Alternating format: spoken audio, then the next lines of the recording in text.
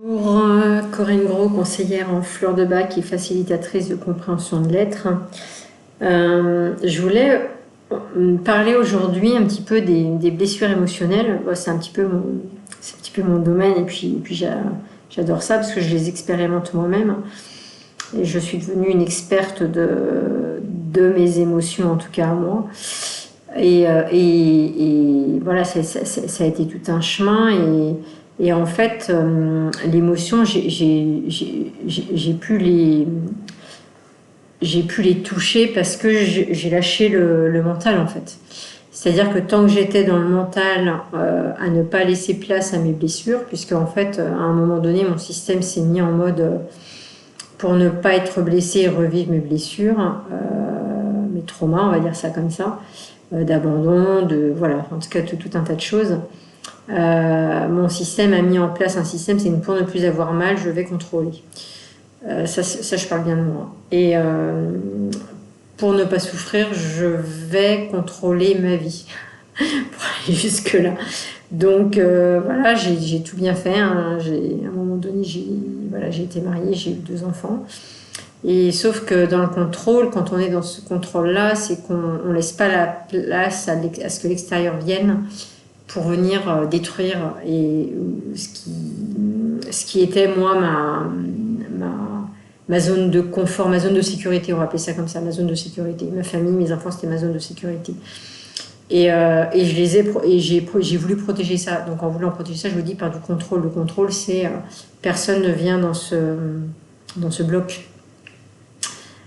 Et parce que si quelqu'un vient dans ce bloc, on risque de venir fragiliser cette zone de confort. Donc c'est ça que j'avais mis en place, sauf qu'à un moment donné, ça a marché le temps que ça a voulu. Et puis à un moment donné, j'ai fait une dépression en 2007-2008. Il y a eu, donc ça c'était un premier événement, mais que j'ai pas vraiment compris. Enfin, en tout cas, j'ai compris d'où ça pouvait venir, mais voilà, j'ai pas trouvé, si ce n'est que de prendre des antidépresseurs à l'époque. Je n'ai pas été plus loin dans ma démarche introspective. Et puis en 2016-2017, en fait, je fais un épuisement professionnel. Enfin voilà, je suis dans un épuisement professionnel, couramment appelé burn-out, mais aussi un épuisement général en fait. C'est-à-dire qu'à force de tout contrôler, à un moment donné, mon système, il a disjoncté en fait. C'est un petit peu comme un ordinateur, si on est toujours en train, le truc à un moment donné, il chauffe. Donc voilà, donc il a chauffé. Le système, ça dit, il s'est mis en mode stop. Ça a été assez douloureux. Et par contre, à partir de là, j'ai commencé à lâcher prise et à me dire que je ne pouvais pas tout contrôler, en fait. D'abord parce que je ne pouvais plus. Donc, il y a des fois, il n'y a que quand on ne peut plus qu'on laisse la main. Donc, c'est à ce même moment que je me suis séparée. Voilà, j'ai senti, enfin, je ne sais pas pourquoi, mais en tout cas, qu'il fallait que ce soit comme ça. C'est pas vraiment un choix rationnel, hein, c'est un choix, enfin en tout cas c'est pas un choix mental. Donc je me suis séparée et puis professionnellement en fait j'étais toujours dans pas le contrôle, mais en tout cas je comprenais pas ce qui m'arrivait, j'étais toujours pas bien, je me sentais triste intérieurement. J'ai revécu après ma séparation en tout cas un événement douloureux sentimentalement. J'en ai vécu 2, mais on va parler du premier d'abord. Et puis en fait, le fait de comprendre comment la personne que j'ai rencontrée ensuite, elle m'a manipulée quelque part. En fait, j'ai essayé de comprendre pourquoi elle était comme ça, et je me suis intéressée à la construction psychique en fait des enfants, et notamment des gens qui sont dans la manipulation, dans la perversion. Enfin, en tout cas, voilà, j'ai pas envie de mettre de mots comme ça, mais en tout cas dans des gens qui sont souvent dans le mensonge, voilà, je vais plutôt dire ça. Et le fait d'avoir compris cette construction psychique, en fait, de cette personne qui est en face de moi, d'avoir essayé d'aller trouver plein d'informations, pas sur le net, dans des forums, c'est vraiment aller voir des spécialistes, des thérapeutes, des spécialistes de certaines formes de fonctionnement, de dysfonctionnement. Et là, en fait, ça m'a permis de me voir comment moi je m'étais construite et pourquoi j'avais certains dysfonctionnements, pourquoi j'avais des colères, pourquoi je voulais contrôler, Enfin, en tout cas, voilà, ça m'a permis de comprendre un petit peu, c'était un point de départ, J'étais suivie par un psychologue à l'époque. Ça m'a permis, moi, ces recherches, de prendre conscience comment je m'étais construite et comment l'être humain se construisait, en fait. Et comme je m'étais pas sentie aimée, ça veut pas dire que je l'étais pas, mais moi, je me sentais pas aimée, en tout cas. En fait, voilà, quand on n'a pas de valeur et qu'on s'aime pas, voilà, on part dans des schémas, dans des choses comme ça. Et où je voulais en venir, c'est que après, en fait, j'ai rencontré une autre personne dont je suis tombée amoureuse. Et ça n'a pas été rebelote, c'est-à-dire que l'autre ne m'aimait pas. Et, et là, ça a été aussi un point, encore, je me suis dit, mais on m'en veut, l'univers m'en veut, pourquoi je tombe amoureuse, parce que ça a mis du temps à ce que je tombe amoureuse de cette personne-là, ça s'est pas fait comme ça, c'est quelqu'un que je connaissais. Et j'étais pas aimée en retour. Et je me suis dit, mais purée, enfin, je me tapais la tête contre les murs, réellement. Parce que c'était tellement douloureux et en même temps, j'avais changé de travail et je me retrouvais dans une situation aussi personnelle où professionnellement, je me sentais pas à ma place. Je me sentais dévalorisée. Enfin, voilà. Donc tout ça, c'était à peu près en même temps, en 2020. Et là, pareil, j'arrivais toujours pas à pointer du doigt en fait ce qui allait pas. Je sentais qu'il se passait quelque chose en moi. Alors je m'étais un petit peu intéressée au yoga, je m'étais un petit peu intéressée aux fleurs de bac. J'avais commencé mais sans comprendre. J'ai commencé à m'interroger un petit peu sur ce qui était un petit peu invisible, mais sans y mettre de mots. Mais en tout cas, là, j'étais plutôt dans la phase je suis victime en fait. Et à un moment donné, donc c'était souffrant, c'était vraiment très très souffrant, et je trouvais pas de solution en fait. Psychologue, j'avais beau lire des pensées positives, ça marchait pas. Dieu sait que j'ai essayé, mais à un moment donné, la souffrance était supérieure aux pensées positives en fait. Et même si je pouvais vivre des choses sympas à côté, en fait, il me manquait quelque chose. Et j'avais pas compris. Et moi, j'avais l'impression que j'avais confiance en moi, que je savais vivre toute seule. Ça, c'est le mental qui se raconte une histoire. Que j'avais de la valeur, que j'avais confiance en moi. Et puis, gna gna gna gna gna gna. Et puis, après, j'ai fait le choix à un moment donné d'arrêter de travailler parce que j'ai commencé à être malade, à avoir envie de vomir, à me choper la gale. Et là, je me suis dit que, en fait, j'étais fatiguée. Et ça, c'était en 2022 et qu'en fait, mon burn-out avait quand même laissé des séquelles. Pas que ça, mais en tout cas, le burn-out avait laissé des séquelles et qu'il était temps que je m'arrête. En fait, j'avais besoin d'une vraie pause. Donc, j'ai fait le choix de prendre une disponibilité en janvier 2022. Ça fait plus de 3 ans maintenant. Et en fait, quand j'ai commencé à m'arrêter de travailler, là, je me suis dit, waouh, c'est ça d'être libre, de ne plus avoir de contraintes, de plus être dans il faut faire, il faut rendre des comptes. Et voilà, ça, c'était un premier point de départ en janvier 2022 de ma liberté, en tout cas, une première liberté. Sauf que rapidement, voilà, au bout de 3 mois, 4 mois, il fallait savoir est-ce que je retourne travailler ou pas, puisque j'avais pris une dispo de 6 mois. J'avais acheté un appartement et je me suis dit, qu'est-ce que je fais? Et je ne me voyais pas y retourner, j'étais pas prête du tout. Et en fait, je me suis dit, je vais investir dans mon appart et faire du Airbnb. Donc, je reprolonge ma dispo et je me dis, je pense que je peux encore me débrouiller financièrement. Je m'autofinançais totalement. Donc, l'idée, c'était de se dire, ok, j'investis dans mon appartement, je fais une chambre, je fais du Airbnb. Donc, j'ai fait ça et en fait, j'ai récupéré à peu près la mise que j'ai mis dans mon investissement. Donc, j'étais contente. Et puis, en même temps, en avril 2022,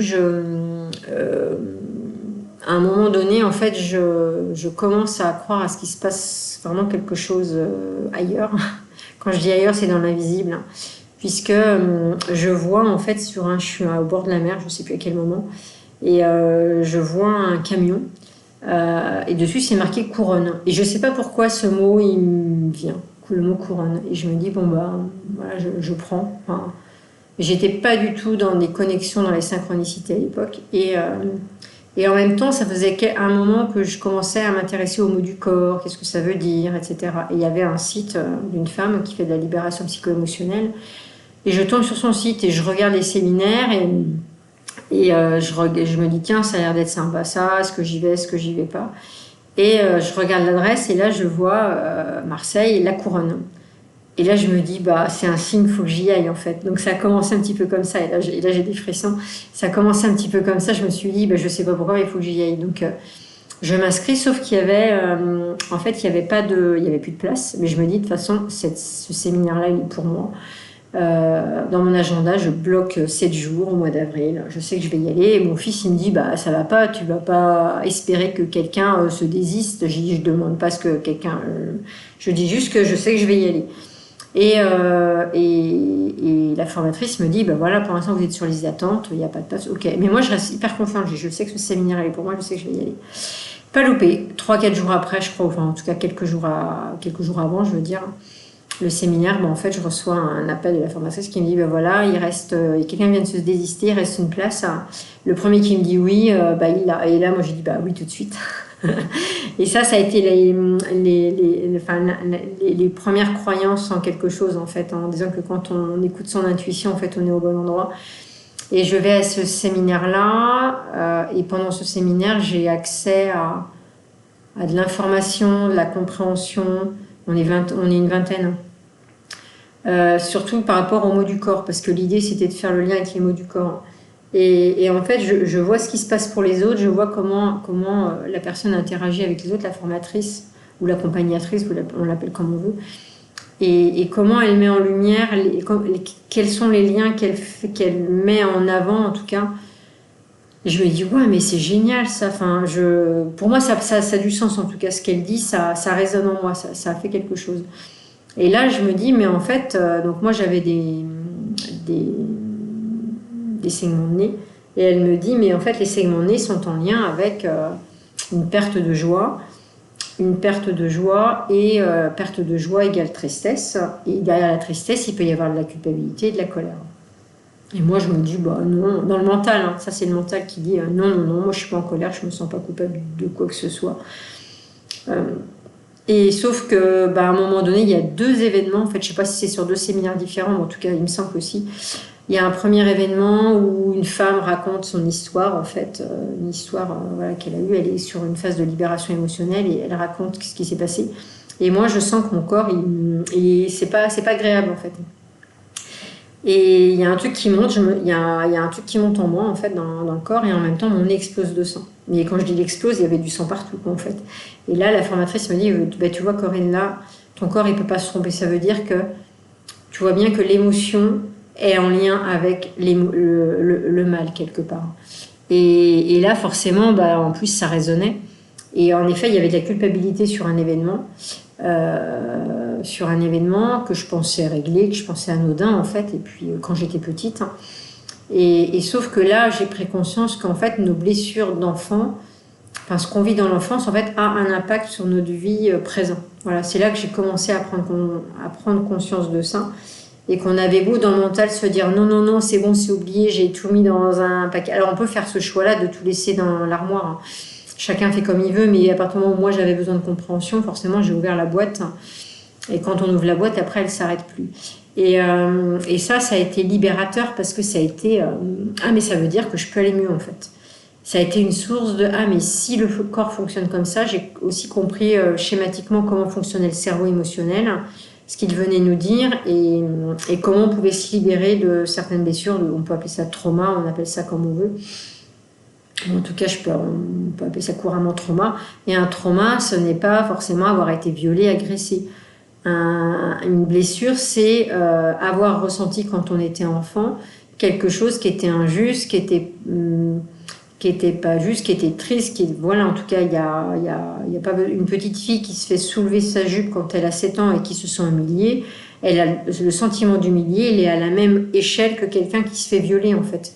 Parce qu'un enfant, il ne maîtrise pas il se sent humilié et c'est à son échelle en fait. Il n'y a pas à mettre de oui mais c'est rien en fait. Parce que ça, c'est ne pas reconnaître l'humiliation que cette petite fille par exemple, elle a vécue. Alors que si on reconnaît, ok, ce petit garçon ou cette petite fille, elle a soulevé ta jupe et toi tu t'es senti humilié, si on apporte un réconfort derrière en expliquant les choses, en fait, il n'y a pas de blessure. Mais en tout cas, la blessure, elle n'est pas toujours, elle n'est pas toujours violente. Enfin, en tout cas, elle est perçue comme violente enfant, mais je veux dire, c'est pas forcément d'extérieur quelque chose de forcément violent en fait. Ça peut être juste une injustice entre frères et sœurs. Enfin voilà, ça crée des blessures. Et donc, à partir du moment où je comprends ça, donc je ressaisis là, c'était la culpabilité. Et la deuxième fois, dans le même séminaire, je crois, à un moment donné, on reparle, voilà, on a des petits ateliers en fait de travail. Et lors d'un atelier, on parle, je sais pas, de la maternité, tout ça. Et puis moi, je me dis, oui, je me souviens, pour mon deuxième garçon, voilà, l'obstétricien m'a annoncé que mon fils allait faire entre 5 et 8 kilos, donc il fallait que je rentre d'urgence, faire une césarienne, etc. Et sauf que, et mon nerf explose de sang à ce moment-là. Et en fait, j'avais de la colère, hein, et la colère que j'avais pas exprimée, et j'avais pas conscience. Pour moi, je pouvais parler du sujet de manière très détachée, en fait, en me disant, bah voilà, lui, c'était peut-être un gros C, mais j'avais pas de colère, je ressentais pas la colère. Parce que je suis quelqu'un qui m'interdisait déjà à certains moments d'être en colère contre quelqu'un. Et là, en fait, je comprends que j'ai de la colère contre cet obstétricien, et la colère, elle sort, là. Et en fait, c'est génial parce que je me suis dit, ah, mais en fait, je pensais ne pas avoir de colère en moi, et en fait, j'en ai. Donc ça a été les premières libérations, les premières prises de conscience, on va dire, que mon corps venait me dire quelque chose. Mais bon, ça a été que le début, hein, parce qu'après, j'étais plus en profondeur, mais c'est grâce à ça, en tout cas, que je me suis dit, ah, mais c'est génial, notre corps, il est génial. Et donc, j'ai fait 3 séminaires avec la même personne, parce qu'il y a d'autres choses qui se sont...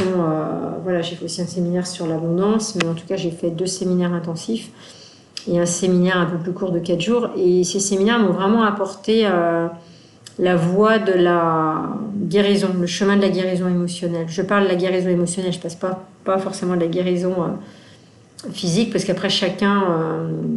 c'est toujours dangereux, je pense, de mettre des vérités sur tout, mais en tout cas, explorer ce chemin de compréhension de pourquoi j'ai mal quelque part, en plus de la voie médicale, c'est-à-dire je vais voir mon médecin, je fais les analyses, etc. Mais en même temps, j'explore peut-être un autre chemin pour aller voir si ce qui se passe en moi vient pas me dire quelque chose sur moi, en fait.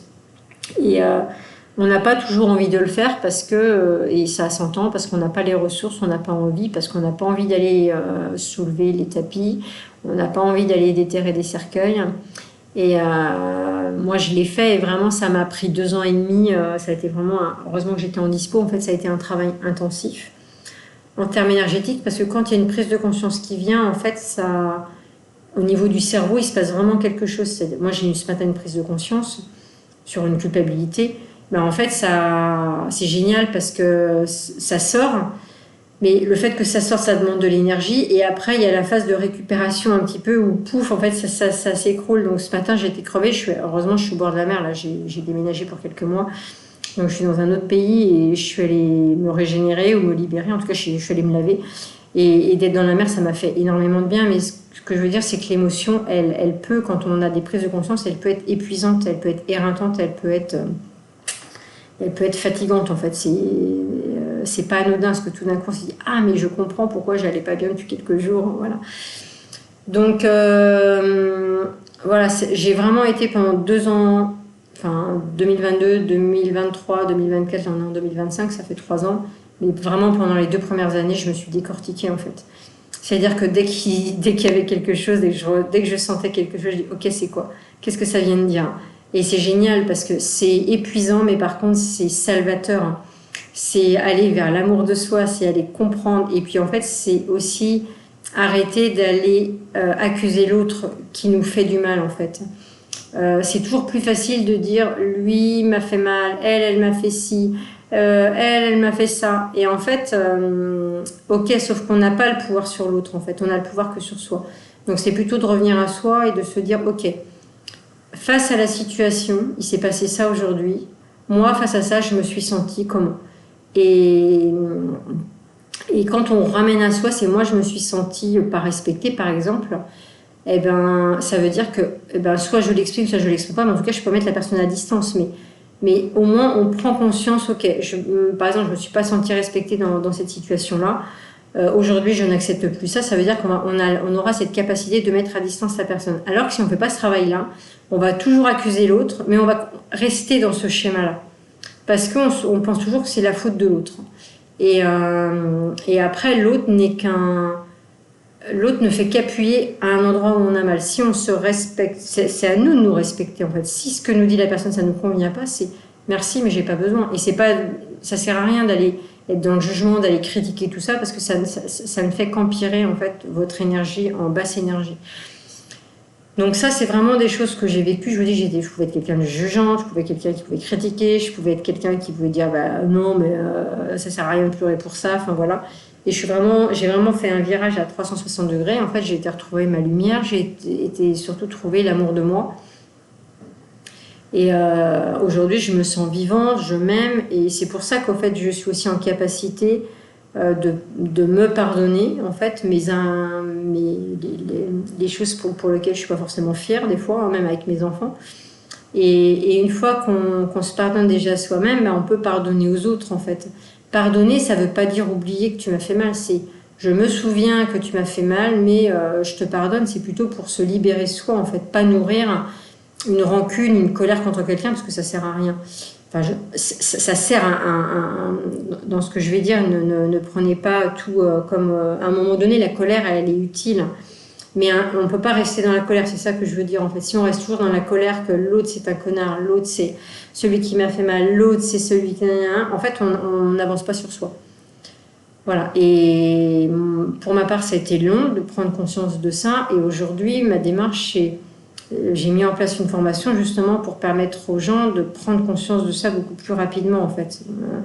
Ça a pris beaucoup de temps, ça a été douloureux, ça a été, mais en même temps libérateur. Mais je vous dis, un travail vraiment à temps plein pendant 2 ans sur moi, quoi. Et ce matin, je ne sais pas si j'ai dit tout à l'heure, mais en tout cas voilà, en fait en préparant une vidéo, je suis revenue sur un événement et je me suis mise à pleurer. Donc, parce qu'il y a un événement que je pensais régler de mon enfance, qui ne l'était pas, une culpabilité envers quelqu'un de ma famille, j'en dirai pas plus.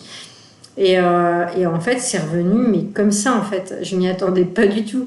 J'étais en mode, bon, allez, vas-y, t'y vas, tu bosses. Et puis, bon, je me suis dit, bon, ok, bon, là, c'est fini, c'est mort. Et donc, j'ai accueilli, en fait, cette part de moi qui se sentait encore coupable. Je pense que c'est encore un petit peu là. Et de me dire, mais voilà, quand j'étais petite, en fait, l'idée, c'est de dire, j'ai fait comme je pouvais.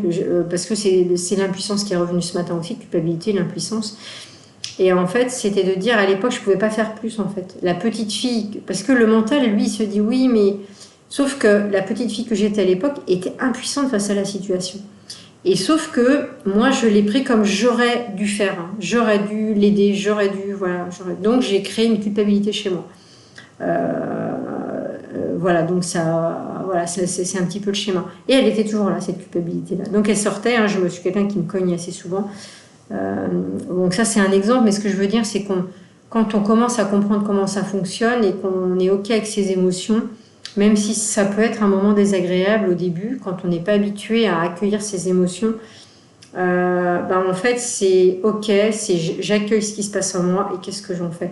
Quelquefois au début on a besoin d'un thérapeute, de quelqu'un pour accompagner ce mouvement-là, ou d'un psychologue ou de quelqu'un, un soin énergétique. Enfin, en tout cas, il y a moult thérapeutes.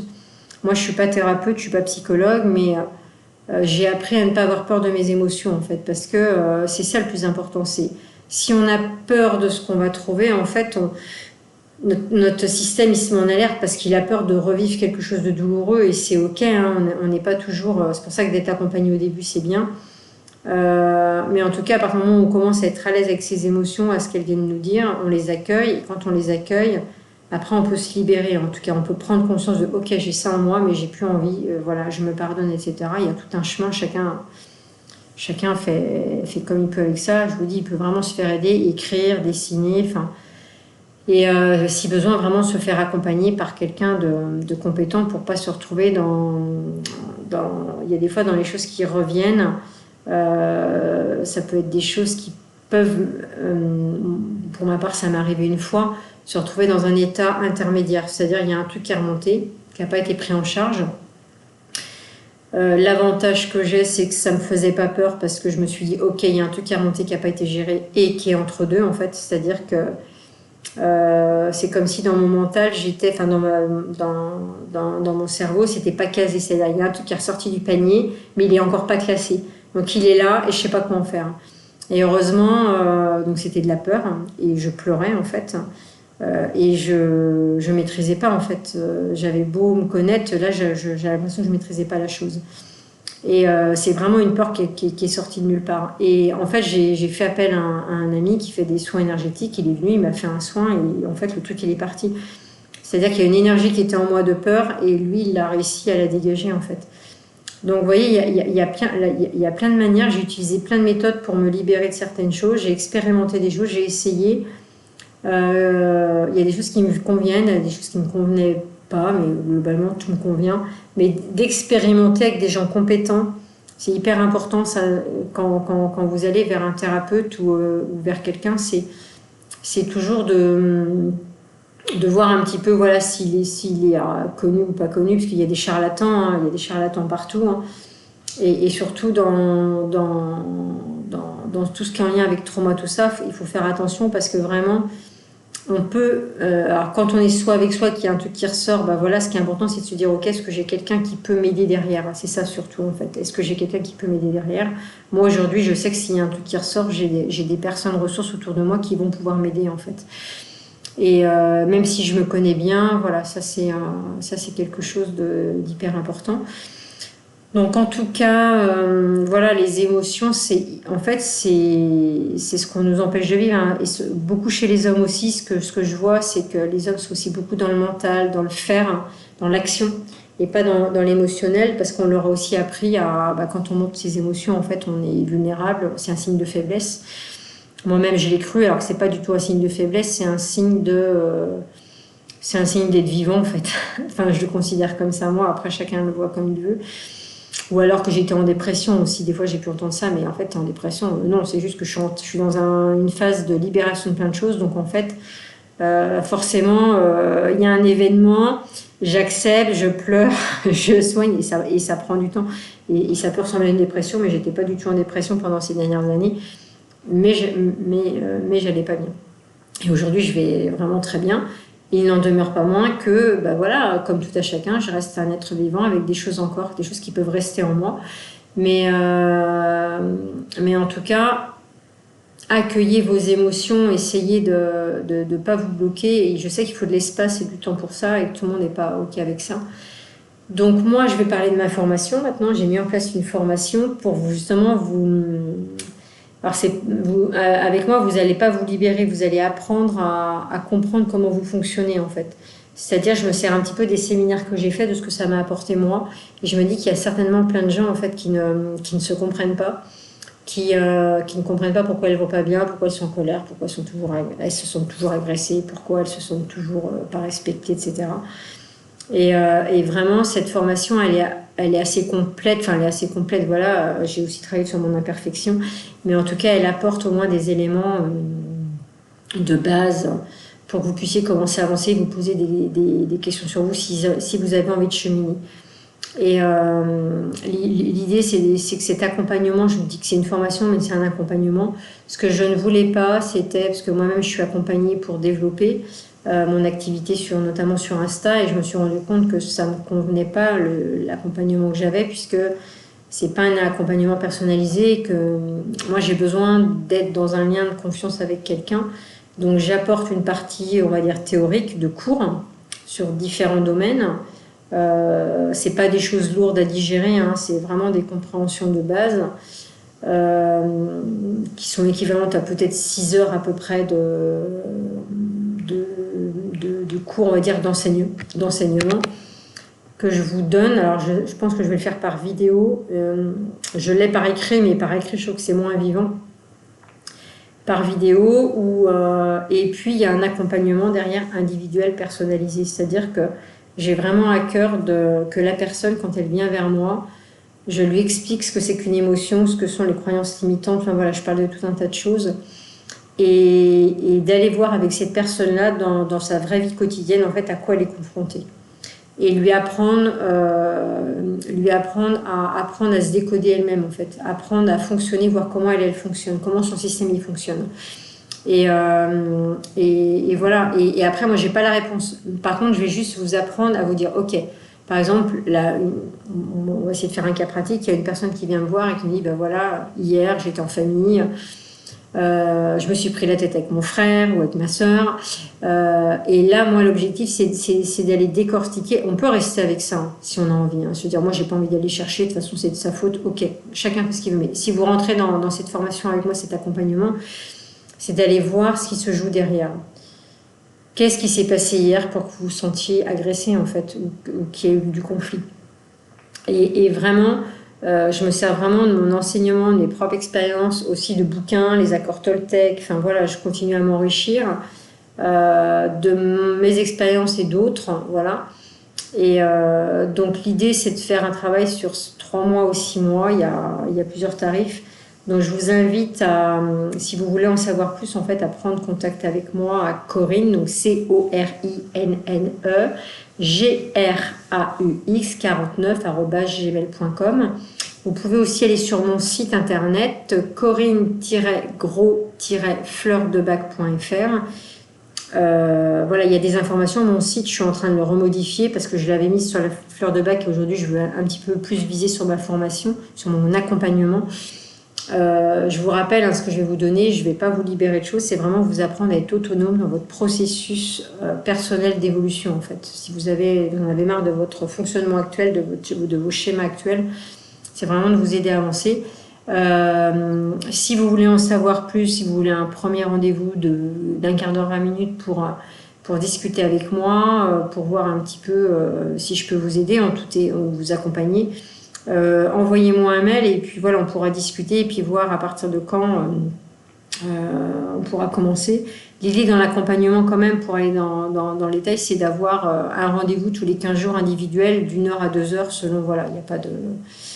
ça peut être le samedi, ça peut être le dimanche, mais en fait aujourd'hui je fais mes horaires en fait, donc je suis ouverte à ça, il y a pas je suis pas trop embêtée avec ça. Aujourd'hui, je ne suis pas en France, je suis partie dans un autre pays européen pour au moins 4 mois, peut-être plus, mais en tout cas voilà. Donc aujourd'hui, ça ne pourra se faire a priori, les accompagnements, je les commencerai qu'en septembre. Mais on peut commencer par des accompagnements individuels que je fais aussi avec les fleurs de bac notamment, si ça peut déjà vous donner une idée, apprendre à me connaître. Donc ça pourra se faire qu'à distance par WhatsApp. Donc prenez contact avec moi si vous voulez mon numéro de téléphone. En tout cas, allez sur mon site et puis vous aurez tous ces éléments-là. Bon, écoutez, je pense que je vous ai dit pas mal de choses. En tout cas, écoutez, je vous souhaite une bonne journée. J'espère à bientôt. Puis n'hésitez pas, si vous voulez plus d'infos, si j'ai manqué de clarté sur certaines choses, n'hésitez pas à revenir vers moi. Merci beaucoup et ça peut-être à bientôt. Au revoir.